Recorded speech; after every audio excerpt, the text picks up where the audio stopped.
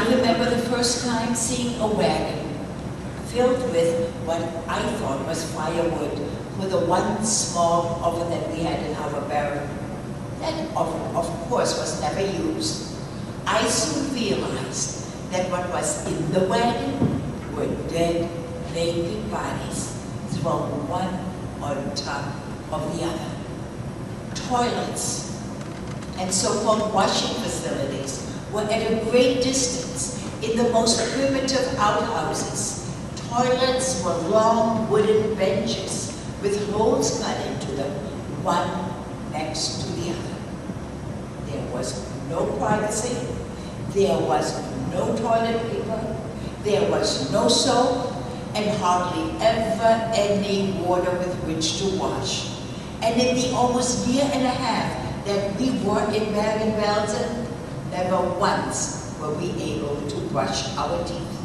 There were no trees, no flowers, nor did we ever see a blade of grass. And whenever it rained, we had to slosh through the mud, adding even more misery to our already dismal existence.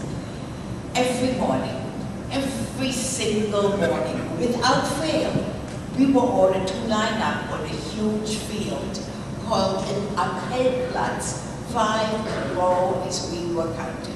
We would have to stand there until each and every one of us was accounted for, often from early morning till late at night, without food, without water, no matter what the weather, without protective clothing. Frostbite was common.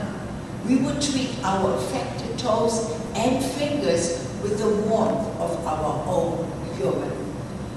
Our diet consisted of a slice of bread a day, a pat of butter, some hot watery soup with grizzly beets and turnips and potato peels. The bread was later cut back and given to us just once a week, and only if our so-called quarters were neat and in order. Our birthday present to one another was that little piece of bread that we had saved up from the previous week. Once a month, we were marched to an area to shower, and there, under the watchful eyes of the guards, we were ordered to undress. We had heard about the exterminations and gas chambers in other areas of Europe, and we therefore were never sure when the faucets were turned on as to what would come out, water or gas. The Nazis did their utmost to break us physically, spiritually, and emotionally.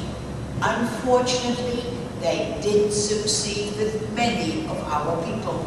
It was not uncommon for people who were no longer responsible for their actions to attempt escape, even though they knew that the chance to succeed was next to impossible.